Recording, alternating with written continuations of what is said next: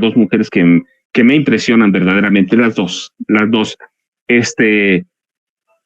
A Laura Ceballos, que sé que ya está ahí atrás, y déjeme saludarla primero. Laura, ¿cómo estás, licenciada? Querido maestro Paco Cruz, bien, muchísimas gracias, y a toda la audiencia de Sin Censura, a nuestra querida Ceci, que está ahí en los controles, un saludo a todos, y pues aquí escuchándote con mucha atención, y justamente en este tema, a ver, maestro Paco, yo tengo aquí una fiesta de gatos en la cabeza. ¿Por qué o para qué o con qué finalidad necesita la señora X ir a pedir la venia, la bendición del más inescrupuloso, del más impresentable? ¿Por qué necesita ser legitimada por el más ilegítimo de todos los funcionarios que hemos tenido en el siglo XXI en México? La verdad es que no me cabe en la cabeza. Si querían engrandecer su campaña, creo que esta fue la aguja que terminó de ponchar ese globo que se está desbaratando en su tratada de hacer el ascenso, no sé, que le rompa los 24 puntos que supuestamente tiene. Yo estoy muy azorada de ver cómo es lo que ellos intentan generar como narrativa. Se fue a reunir con líderes, Aznar, Felipe Calderón. ¿De qué le funciona a alguien que se quiere legitimar en México juntarse, reunirse con personas de tan baja calaña y que a nivel internacional pues ya ni siquiera tienen un peso específico? Hace ya, pues por fortuna, más de 10 años que Felipe Calderón no está en México y no pasan de los tweets, no pasan de estas bravuconadas a distancia, estos insultos que profiere cada vez que tiene el teléfono en las manos, y que en realidad pues escupe como le hacen. Hay algunas culebras que escupen justamente a su presa para atolondrar. Aquí este señor pues no pasa de escupir, porque todo el mal que pudo haber hecho ya lo hizo, y está en un país que en el caso de los delitos por los que pudieran ser perseguidos no tiene un tratado de extradición en México. Entonces, sinceramente, ir a buscar legitimidad o legitimación con un sujeto tan avieso como es este señor prófugo escapista que está refugiado en España, yo no lo vería como un punto que apoye o que abone a la candidatura de una señora pues que no tiene con qué levantar. Pero bueno, así se las gastan. En cambio, nuestra querida Claudia Sheinbaum está haciendo un trabajo pulcro, cuidadoso, respetuoso, responsable, de ir a cada comunidad, a cada ciudad, a reunirse con las personas que están haciéndose ya cargo del trabajo de generación de estructuras de trabajo para protección y cuidado del voto. Entonces, esto pues es la diferencia, lo que ellos quieren ir a comprar afuera y lo que en realidad se tiene que hacer. Así que un aplauso para nuestra ya en poquitos días candidata, que es la doctora Claudia Sheinbaum. Mira, licenciada, Alina me imagino que anda por ahí moviendo. Mira, yo tengo una respuesta mientras seguimos platicando. Yo siempre digo con ustedes, pues mira, esto es una charla en realidad entre compañeros, entre amigos. Yo tengo una idea muy clara. Yo digo, tú dices, ya hizo todo el mal que pudo haber hecho Calderón. No, licenciada, todavía quieren hacer más. Nunca tienen llenadera. Nunca, la verdad. Pero por otro lado, mira, ¿a qué va Europa? ¿A qué fue Estados Unidos? Pues en eso tiene razón, a generar una narrativa golpista que permita en algún momento la intervención de organismos como la OEA. Recuerda mucho que alguna vez el secretario general de la OEA en algún momento estuvo en un festival en la frontera de Venezuela, de Colombia con Venezuela, y promovía la intervención militar a través de Colombia hacia Venezuela. Finalmente fracasó,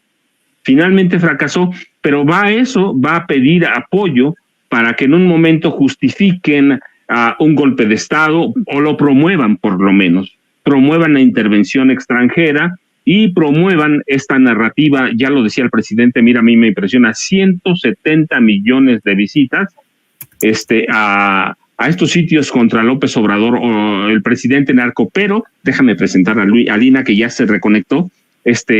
Alina, ¿cómo estás? Igual siempre me da mucho gusto platicar contigo, con Laura ahora, así que aquí la tenemos ya, mire. Alina, ¿cómo estás? Pues bien, aquí tenía problemas de conexión, andamos en el Instituto de Formación Política, entonces, pues por acá andamos, pero feliz de estar con ustedes y empezando así la semana aquí en Sin Censura, querido Paco, querida Laura. ¿Qué les parece? Yo les quiero hacer una pregunta, como periodistas, como comunicadoras a las dos, una pregunta que me hicieron a mí, yo tengo mi respuesta, pero yo quiero escucharlas de ustedes. Si alguien les ofreciera, aquí están las pruebas, si ustedes las pudieran tener en la mano, comprobar y les dijeran, con esto se va a caer López Obrador, cualquier presidente. Yo lo que respondí, se los digo, les dije, si yo tengo las pruebas, no importa que sea el presidente López Obrador, si yo tengo las pruebas, las presento, las entrego, porque es histórico. ¿Qué periodista no va a querer tirar a un presidente? Yo les recuerdo siempre el caso de Watergate. ¿Qué presidente? Pero además le digo, aquí es triple, porque se cae también Claudia Sheinbaum y además se va Morena a pique. Pero yo digo, licenciada, ¿tú qué harías si tienes las pruebas de que vinculan a un presidente con el narcotráfico? Mira, periodísticamente, y suena feo lo que voy a decir porque a esto nos dedicamos, periodísticamente pueden ser importantes, pero no son vinculatorias, es decir, no tienen ningún peso hasta que no pasan por el tamiz de un juez, es decir, hasta que no se presentan en un caso, por ejemplo, que pudiera ser penal, y no son valoradas, no son tomadas en cuenta como pruebas, pues no pasan de ser dichos. Es como si yo tengo ahorita y digo, yo conozco al asesino de John F. Kennedy y aquí tengo las pruebas, pues hasta que no sean valoradas por un juez y se tomen verdaderamente las medidas para avalarlas como pruebas, no pasan de ser un dicho. Pero en el caso que tú propones como una hipótesis es, si alguien tiene pruebas que son además tan contundentes, pues por supuesto que periodísticamente las explotas, pero vamos a ser tantitito más rigurosos. En el caso específico de Andrés Manuel López Obrador, ya todos nos sabemos la historia de cómo no llegó, cómo es que el propio entonces presidente Fox lo confesó a bocajarro, metió hasta las axilas para poder intervenir, para impedir que llegara. Él dijo, hice todo lo que estuvo a mi alcance. Han sido cínicos. Si hoy dijo el presidente, incluso hubo quien dijo, pues Jorge Castañeda, ¿cómo no lo eliminan? Hay quienes han apostado su carrera política para destruir en particular al hombre, al personaje, al líder que es Andrés Manuel López Obrador. Por supuesto que tú no te puedes imaginar, a menos de que seas, no sé, que vivas en el mundo al revés, que si tienes ese cúmulo de datos que ellos dicen que son probatorios, con los que tirarían no solo la presidencia, sino cuando él no tenía esta fuerza, pues, política, no porque no la tuviera acreditada con el pueblo, sino, digamos que a nivel legal, él no lo cubría la investidura presidencial.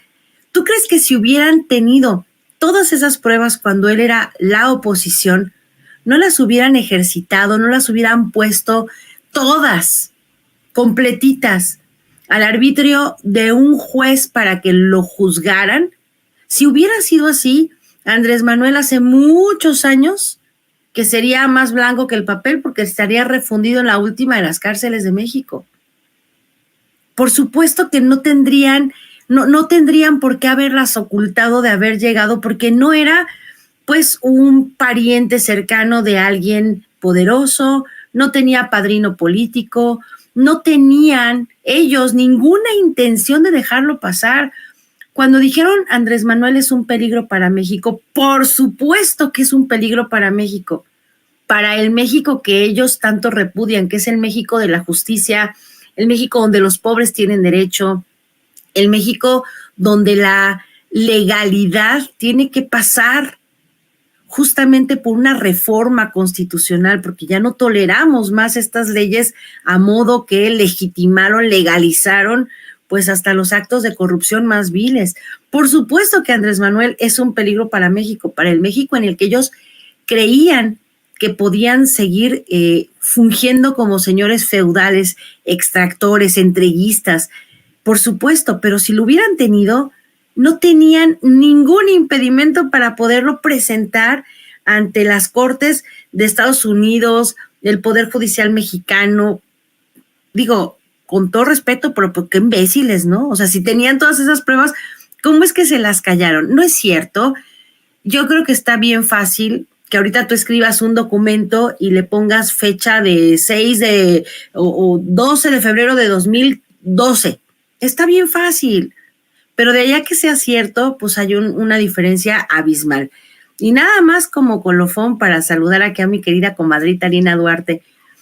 Si el presidente Andrés Manuel López Obrador hoy, al final de su sexenio, sigue teniendo, y es más, sigue incrementando esta, pues a lo mejor la palabra es un poco, le queda chica, popularidad de la que goza, no es precisamente porque sí, es que la gente se ha dado cuenta que es un ser congruente con lo que dice, con lo que hace, pero si tú revisas documentos videográficos de hace 12, 15, 20 años, son los mismos discursos, las mismas palabras, las mismas denuncias en contra de estos machuchones del poder. Entonces, la gente ha ido descubriendo a un Andrés Manuel detrás de ese monstruo que se comía a los niños en el desayuno, y han encontrado al ser humano, pero también al político, que ha sido honorable, decente, pero sobre todo congruente. Entonces, verdaderamente el salir con estas mafufadas, pues quieren obviamente tirar la campaña, no solamente de Claudia, que sí, pues obvio es la que viene, sino del proyecto de nación que representa la Cuarta Transformación. Quieren hacerle creer a la gente que todo lo que hemos vivido es una especie de ensoñación, de un sueño etílico que no ha pasado y que por eso tienen que regresar ellos por sus fueros y todavía tienen armas para seguir atacando al presidente. Entonces, pues para mí, la verdad, como ahora sí que como abogada, hasta que no lo justiprecie un juez, no tiene ningún valor porque no pasan de ser nada más dichos. Para que sean pruebas las tiene que valorar un juez y eso no pasa, no porque el presidente tenga comprado el Poder Judicial, sino porque no pasan justamente ese test para convertirse en pruebas. Mira, no, yo estoy de acuerdo contigo, pero el presidente, si alguien tiene la grabación de una llamada con la Barbie, en este caso Edgar Valdés Villarreal, que ha sido uno de los matones o sicarios más salvajes y sanguinarios que ha tenido este país, dijo, si alguien la tiene, yo renuncio. Entonces yo le pregunto a Lina Duarte, yo le pregunto a Lina, si tú tuvieras esa grabación, ¿a poco no la sacas a Lina? Pues mira, es que creo que se ha vuelto, un reto para estos periodistas que ya se dieron cuenta que necesariamente tienen que demostrar lo que están diciendo. Creo que están muy acostumbradas a simplemente generar la duda dentro de la población que hoy sale a defender justamente este gobierno, pero sobre todo más que a defender, sale a cuestionar justamente los intereses detrás de este tipo de publicaciones. Tim Golden ha insistido en que no va a acudir a la mañanera, no contestó él, contestó ProPublica en nombre de él, diciendo que no iban a acudir. Anabel Hernández la vimos en este show que hizo con Julio Hernández diciendo que ella sí tenía pruebas sólidas, pero que se las reservaba para ver cuándo podía o cuándo iba ella a decidir sacarlas. Pero a la par tenemos los testimonios de Mike Vigil, exagente de Direcciones Internacionales de la DEA, diciendo que no había pruebas, a pesar de que Carmen Aristegui le vuelve a preguntar, ¿pero era por presiones políticas o porque no había pruebas? Y le dice, no había pruebas, ¿no? O sea, no es una cuestión de especulación, sino que no se ha demostrado realmente que haya pues algo que seguir rascando. Entonces, se han ido acumulando varias cosas en esta estrategia que además coincide, y hay que poner mucho el acento y sobre todo decirle a la audiencia que hay que estar en alerta permanente y sobre todo estarnos informando de manera crítica, de manera sustancial sobre lo que se está presentando, porque esta estrategia mediática no es casualidad. Yo se los he dicho, a mí me ha tocado incluso ver esto en otros países, cómo empiezan a orquestarse campañas, sobre todo de medios internacionales, porque en lo nacional se llega a dar la disputa por el sentido común, la disputa de las narrativas, pero a nivel internacional es muy difícil porque las izquierdas no necesariamente tienen incidencia en el New York Times, en el Washington Post, en Los Angeles Times, en ProPublica, ¿no? Es decir, las izquierdas también tenemos que construir una serie de alianzas internacionales en las cuales rebatir estas publicaciones no argumentadas. A la par, decía yo, coincide con esta visita de Xóchitl Gálvez a Estados Unidos, en donde qué bueno que la hizo.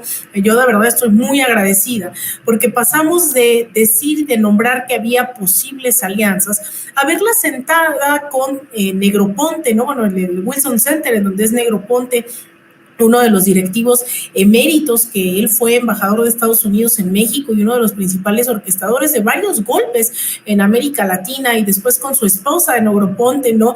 En otra reunión, o ahora incluso este viaje a España, en donde ella se presenta como la eterna candidata ciudadana, en su momento trotskista, en su momento feminista, lo que sea, pero ahora en España lo que vemos es que va, y además no es menor, porque recordemos que el PAN justamente tiene un nexo fuerte con Vox en España, este partido de ultraderecha en España, y ahora la vemos pues recibiendo seguramente órdenes también de un personaje siniestro como lo es Felipe Calderón. Yo en redes sociales hacía este chiste, ¿no? De que ella decía que no iba a haber huevones, rateros y pendejos, y pues resulta que prefiere escoger asesinos, mafiosos y delincuentes, ¿no? O sea, se radicalizó hasta en eso. Yo diría que tal vez nos cumplió Xóchitl Gálvez, de no ser porque dudo de que en esa categoría no solo de huevones y rateros, sino en la tercera, ¿no? Yo creo que entraría más de uno, entraría Marco Cortés publicando en Twitter sus acuerdos, es decir, no cumplió del todo, pero es interesante y yo estoy muy feliz, honestamente, de que hayan mostrado su verdadero rostro, que muestren que ella, pues, de ciudadana no tiene nada, que son las mismas alianzas de siempre, con los Alitos, con los Marco Cortés, con los Felipe Calderón, con los García, los Cabeza de Vaca, ¿no? Esta foto, o sea, imagínense en este grupo cercano a Xóchitl Gálvez cuántos años de prisión hay para todos estos personajes. Así que qué bueno que se van desmantelando, pero también qué bueno que estamos aquí, que estamos disputando en las redes sociales, que la gente no minimice el compartir las transmisiones, el disputar en Facebook, en Twitter, el contestar, porque hay mucha gente del exterior que nos empieza a leer y de repente pues ve que el 99% es gente de derecha y que pareciera que sí todo el país ya está en contra de este proyecto o que está buscando también derrocar esta cuarta transformación. Entonces es muy importante que la gente siga alzando la voz, siga consumiendo información crítica y sigamos sobre todo siendo bastante autocríticos, porque hay mucho que construir, hay mucha disciplina que tener también. Y creo que con eso cerraría con el horizonte que tiene esta cuarta transformación. Es muy tentadora la burocratización de los movimientos, es muy tentadora el sectarismo, es muy tentador el individualismo. Sin embargo, pues hay que construir movimientos amplios de masas de izquierda que logren disputar este proyecto. Porque recuerden que Morena, no es que ahora yo no coincido con muchos de los análisis de que es que Morena se va a la derecha. No es cierto. Morena se construyó como un frente amplio, por estatuto es de izquierda, pero Morena siempre ha sido un frente amplio. Entonces, ¿a quién le corresponde ir más a la izquierda? Pues a la gente que nos asumimos de izquierda, dando la disputa formativa, dando la disputa ideológica con las bases y de manera masiva. Así que varios retos tiene Morena, tiene la cuarta transformación, sobre todo de cara a un proceso electoral como el del próximo mes de junio. Cierto, y yo sí publicaría esa grabación de esa llamada, pero la verdad, les confieso, no existe esa grabación, es un mero cuento, es un mero mito. El presidente puso en bandeja de plata su cabeza, no la aprovechan porque no existe, pero la licenciada Laura Ceballos traía a la mesa la reforma al Poder Judicial, que es una de las reformas que presentó el presidente Andrés Manuel López Obrador el pasado 5 de febrero, que tiene un amplísimo desconocimiento y en el que se ha tratado de montar un grupo de derecha, pero la licenciada lo conoce bastante bien. ¿Por qué no le entramos con la licenciada Laura Ceballos y después pasamos con Alina?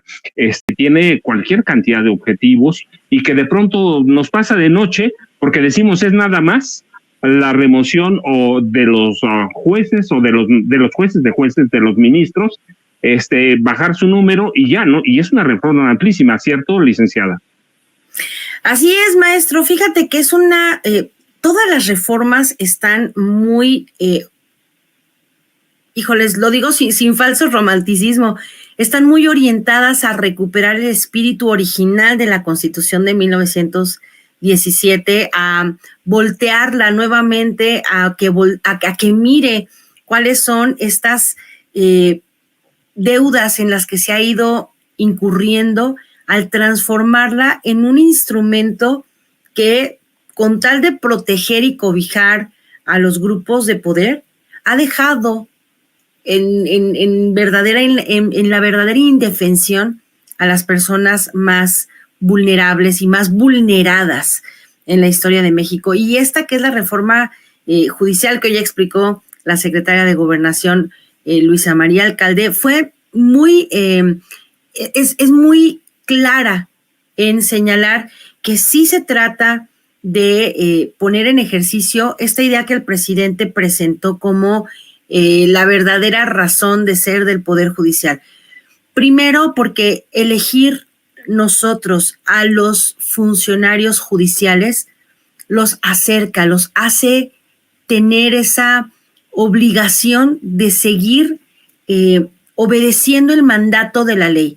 Porque tenemos jueces, y esto es súper importante, por eso es que son reformas multidisciplinarias, no nada más sirve para cambiar el texto de la ley, sino para cambiar también los usos y costumbres de los diferentes ámbitos de aplicación, y en este caso de las leyes. Es un cambio del texto de las leyes para que al mismo tiempo quienes las apliquen tengan maneras legales de poner en acción algo que se ha perdido por completo, que es la justicia. Y nada más, vamos a poner un ejemplo súper sencillo. Si nosotros tenemos una ley que no contempla a la corrupción como un delito grave, pues entonces, por más que yo sea la juez más linda, la más pro homine, la más 4T, la más obradorista, yo no puedo sacarme de la chistera una interpretación de algo que la ley no dice. Entonces, suena feo, no estoy disculpando a los jueces en la actualidad, por supuesto que no, pero si tenemos las mismas reglas de juego y ellos están acostumbrados a jugarlas de la manera en que lo hacen, difícilmente vamos a tener un cambio en la forma de procurar justicia. Al hacer esta nueva propuesta de cambio, empezamos primero por la selección de las personas a las que vamos nosotros a elegir. Y no, nadie imagine que van a anotarse ahí cualquier cantidad de personas.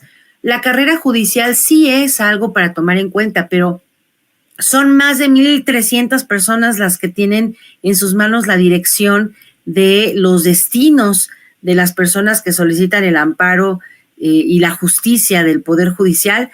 Pero te puedo asegurar, compañero Alina, que hay 10 veces, 50 veces más en los juzgados de distrito, en las tribunales colegiados, en las salas de la corte, esa cantidad de personas que se necesitan. No necesariamente tiene que venir gente de afuera del ámbito jurisdiccional, porque ciertamente hay que saber cómo se hacen las cosas, y pues ni modo que me elijan a mí juez si yo nunca he sido juzgadora. Es obvio que se va a buscar de entre los perfiles de adentro del Poder Judicial a las personas rectas y honorables que se necesitan para poder llevar a cabo, pues, las tareas de impartición de justicia. Pero aquí lo bonito está en que a partes iguales, en tercios, el Poder Judicial, el Poder Ejecutivo y el Poder Legislativo van a poder poner ternas a consideración de quienes deban tomar la decisión para elegir. Y entonces nosotros vamos a poder utilizar ese modelo de justicia abierta que sí funciona, en donde a ti, como dijo el presidente hoy en la mañana, si eres de Jalisco y a ti te ha tocado padecer los actos de injusticia de algún juez o de algún magistrado que sirve en aquel distrito judicial, pues tú lo que haces es decir, mira, me están poniendo a Juanito Pérez y ese juez es bien tramposo, o cuando era secretario agarraba dinero, o no sé, yo soy trabajadora del Poder Judicial y él siempre se está propasando, o es una mujer también que ejerce violencia de género en contra de sus otras compañeras, o utiliza, no sé, lenguaje que afecta a las personas de la comunidad LGBT. Es decir, todas las personas que podemos tomar decisiones sobre quienes puedan seguir en la carrera judicial, vamos a poder ir a votar, y eso es una parte bien importante, porque entre ellos solitos hacen sus concursos de selección o de oposición, ganan, se van repartiendo las magistraturas, pero resulta que te toca de nuevo que este juez que era un abusador, pues ahora resulta que es magistrado y tiene más poder todavía. Entonces, esta es una medida muy importante por la que la gente va a poder tomar en sus manos la oportunidad de votar o no a ciertas personas que tienen que cumplir, como dijo la secretaria de Gobernación, con un perfil de formación laboral y obviamente pues de escolar y todo, pero que por su forma de haber sido, de haberse desempeñado como funcionarios públicos pueden ser o no tomados en cuenta. Y la segunda parte, que es la que a mí más me emociona, es justamente la que se dirige a construir un nuevo consejo de la judicatura que no tenga la injerencia directa de las personas que trabajan dentro del Poder Judicial. Es como si los ratones van a hacer el control de los granos en un silo, por favor. O sea, no podemos seguir imaginando que el poder, en este caso judicial, se va a controlar a sí mismo. Tiene que generar este contrapeso dentro de ese Poder Judicial, un grupo de personas externas, ajenas directamente al Poder Judicial, porque ¿en qué mundo ideal la presidenta de la Corte también es presidenta del Consejo de la Judicatura, que es el órgano de control de jueces y magistrados? Es decir, no puede ella estar en misa y tocando las campanas, no puede controlar el mismo poder que ella preside. Entonces, esa parte a mí me da mucha alegría, porque es verdaderamente poner un límite, un freno que va a ser tomado en cuenta precisamente por las personas que no pertenecen al Poder Judicial. Y pues por último, algo que también es muy alentador, pues es este límite que se va a transformar pues ahora sí en un límite real. Ya no va a estar en la ley orgánica del Poder Judicial de la Federación, ya no va a ser arbitrio de quienes se han hecho estúpidamente millonarios y poderosos y además pues intocables dentro del Poder Perjudicial, que tiene que ver con la repartición de dinero, la creación de fideicomisos, la asignación de fondos y la pues ilimitada manera de asignar recursos con nombres muy rimbombantes, pero que todos se pueden defender como prestaciones asociadas al sueldo y al salario.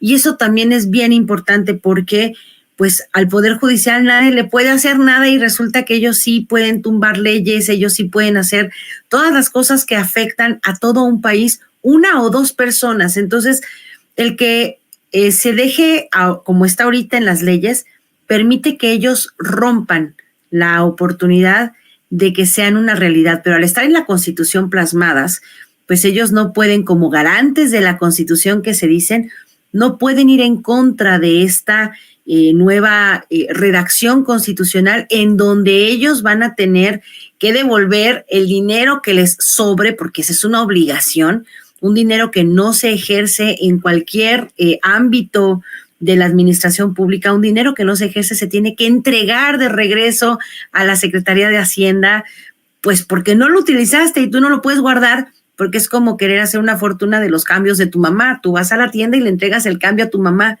Tú no puedes decir que ese dinero es tuyo, porque es de tu mamá. Y en este caso es lo más interesante, lo más de resaltar, que el Poder Judicial va a dejar de ser este metapoder, poder que está por encima incluso de la mayoría legitimada, que es el Congreso de la Unión, que es en realidad la representación. Cada diputado, cada senador tiene en su representación a miles de mexicanos que a través de sus votos pues dan este peso, esta legitimación a las leyes y a las reformas que ellos aprueban. Y resulta que llega un sujeto que fue impuesto por componendas a decir no me parece, y todo el destino de 130 millones de mexicanos se va al caño. Entonces son reformas bien importantes, y al Poder Judicial, al Poder Perjudicial, me parece que es de las más alentadoras. Y ya como colofón, y ya estoy muy acaparadora de la palabra, pero esto es algo bien importante. El presidente reconoce y dice, a ver, sí, por supuesto que esto es el paquete con el que la Cuarta Transformación se mueve al segundo piso, por supuesto, porque nosotros no podemos ser hipócritas y dejar de pensar que esto tiene justamente como misión continuar en el tiempo. Y como dice mi comadre Alina, esta Cuarta Transformación no nada más es un grupo de políticos ahí en los puestos burocráticos. Este es un movimiento que tiene que seguir, y un movimiento que no tiene una incidencia y en los cambios legales, constitucionales, pues es un movimiento que no está generando lo que tiene que generar. Así que este es pues el paquete de reformas más ambicioso. Son 20 reformas y todas responden a una exigencia de, bueno, sí, sabemos, avanzamos en muchísimo, pero todo esto nos hizo falta en el primer piso, y por eso lo necesitamos listo, planchado y dispuesto para el segundo piso de la Cuarta Transformación. En este momento no hay condiciones, es claramente, y el motivo, sí, ya lo dijo el presidente, es motivo político, es motivo electoral, claro que sí, porque pues es cuando se pueden hacer cambios, pero esos cambios solo se van a plasmar a través de una nueva realidad que vamos a conocer hasta el 2 de junio, ¿sí? La noche del domingo 2 de junio vamos a saber cuál es esa realidad. Sin esa realidad nos vamos a quedar atorados mientras, ¿no, Lina? Solo en esta discusión. Mira, el tema electoral tiene que entenderse, creo yo, como solo una de las tantas plataformas de construcción de un movimiento. Leí ahorita en el chat en donde decían ahí en el canal, bueno, aquí en el chat, los compañeras que nos están escuchando, que decían no hay que abandonar el movimiento. Yo creo que esa es la fortaleza de este proceso, el cual se planteó en algún momento, pues ser ese horizonte a transformar la vida pública de este país. El próximo 2 de junio lo que vamos a ver es el éxito o no de la percepción de la población de lo que ha estado cambiando, y no me parece menor que se haya logrado sacar a 5 millones de personas de la pobreza a una mitad de una pandemia, con un proceso inflacionario tremendo a escala global, con derrumbe, creo yo, ético, moral de la humanidad, con lo que vemos en Palestina, lo que vemos también en diferentes partes del mundo. Sin embargo, este país ha sabido sortear, ¿no? Este gobierno ha sabido redistribuir los ingresos, ha predicado con la llamada austeridad republicana. Sin embargo, lo que propone en esta ruta final de este sexenio el presidente López Obrador es, y deberíamos, creo yo, interpretarlo colectivamente así, que lo que hace falta por construir es muchísimo. No se va a lograr avanzar con tan solo 18 reformas constitucionales y 2 en materia de leyes secundarias. Necesitamos fortalecer un proceso en donde al Ejecutivo ya está haciendo lo que le corresponde, pero todavía en lo estatal, en lo municipal, en lo local, hay muchísimos retos, y eso no le corresponde al presidente, eso le corresponde a un montón de gente que nos está viendo. Mira, hay mucha gente que yo puedo criticar, ¿no? Por ejemplo, aquí en la Ciudad de México, que este fin de semana se estuvieron dando más nombres sobre quiénes iban a quedar a cargo de las alcaldías, pero cuando le preguntas a la gente a cuántas asambleas del partido han ido, cómo se han organizado, cuántas veces han interpelado a su alcalde, alcaldesa, si saben quiénes son sus diputados locales, sus diputados federales, cuándo han acompañado un proceso legislativo en lo local, en lo federal, cuándo han ido a acompañar, o sea, tampoco la gente se involucra, y eso para mí es tremendo, porque Yo hay gente que considero que está quedando en las alcaldías también muy valiosa y otra gente que yo pues lo dudo definitivamente, y aún así mi apuesta, y creo que la apuesta de muchos y muchas de nosotros tendría que estar situada en cómo de verdad nos representamos a nosotros y a nosotras mismas, porque es bien fácil pensar en las elecciones, ir a votar el 2 de junio y entonces olvidarte nuevamente de quién te está representando, qué acciones está tomando, qué está legislando, que en un montón de legisladores hay que decirlos. Hay legisladores, miren, yo el fin de semana hacía el ejercicio con compañeros del instituto porque queríamos ver con quién analizábamos las reformas presentadas. Hay gente que yo no conozco, gente que, y miren que estoy involucrada en el chismerío político, hay gente, legisladores que no sé qué han hecho en todos estos años, no sé ni quiénes son, ni de qué estado son, ni llaman la atención porque hayan presentado iniciativas. Es decir, hay muchos retos, querido Paco, querida audiencia, querida Laura, que se tienen que solventar y tomar la responsabilidad de lo que estamos nosotros queriendo construir. Así que esto del segundo piso, las elecciones, es solo un paso más dentro de los procesos que yo aspiro a construir.